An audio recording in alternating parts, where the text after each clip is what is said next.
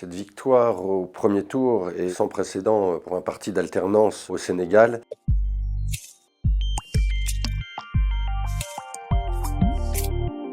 Elle concrétise, je crois, un ras-le-bol des Sénégalais à l'égard de Macky Sall, le président sortant.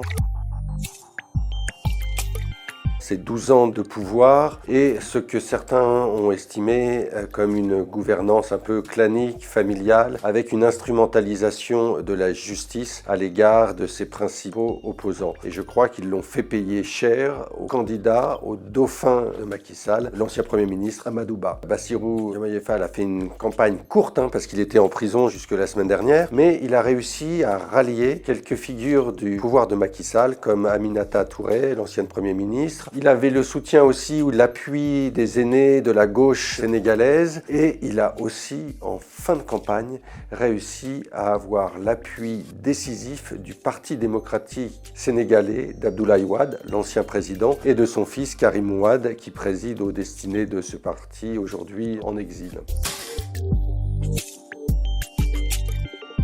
C'est un militant syndicaliste qui a fait sa carrière aux impôts, c'est un énarque sénégalais. Il a participé à la fondation du PASTEF, un parti souverainiste, aux côtés d'Ousmane Sonko, son leader. Il ne doit sa participation à la présidentielle qu'au fait que la candidature d'Ousmane Sonko a été rejetée. Alors ils ont fait campagne sur un certain nombre de thèmes, la restauration de la bonne gouvernance, la lutte contre l'impunité, la lutte contre la corruption, la volonté de redéfinir des relations internationales sur une base d'équité. Des questions qui concernent la France aussi, comme la coopération monétaire avec la France. Est-ce qu'on va garder le franc CFA ou pas? Le PASTEF considère qu'il faut tout du moins engager une réflexion avec les organisations régionales, que ce soit l'Union économique et monétaire ouest-africaine ou la communauté économique des États de l'Afrique de l'Ouest, pour voir si c'est le bon système. Est-ce qu'il faut y rester ou pas, changer, faire évoluer cette relation aussi avec la France? Rien de très spécial sur la coopération militaire avec la France, mais à mon avis, cela fera partie des questions qui seront sur la table quand le nouveau président prendra ses fonctions le 2 avril prochain. On voit bien que Paris est très prudent. Le président Macron a félicité le nouveau président pour son élection et s'est réjoui de pouvoir collaborer, discuter très vite de ce qu'ils peuvent faire ensemble.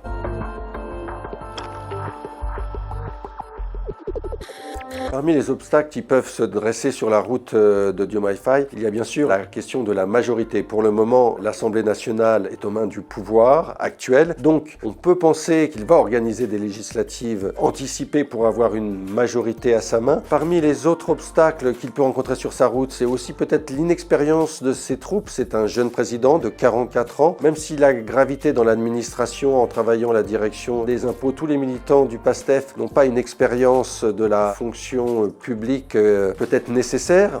On peut penser qu'il va faire un gouvernement d'ouverture, qu'il va s'appuyer sur d'anciens ministres ou des personnalités du Parti démocratique sénégalais ou ses alliés de gauche pour pouvoir gouverner. Et enfin, à mon avis, la dernière grande question, c'est comment va fonctionner ce tandem, cet attelage entre Diomaye Faye et Ousmane Sonko. Qui aura vraiment le leadership sur la politique? L'un est président, mais l'autre lui doit tout. On sait très bien que dans les palais africains, même ailleurs, dans le monde, il y a souvent des jeux de courtisans qui essayent de diviser les personnalités qui sont au pouvoir et gouvernent ensemble.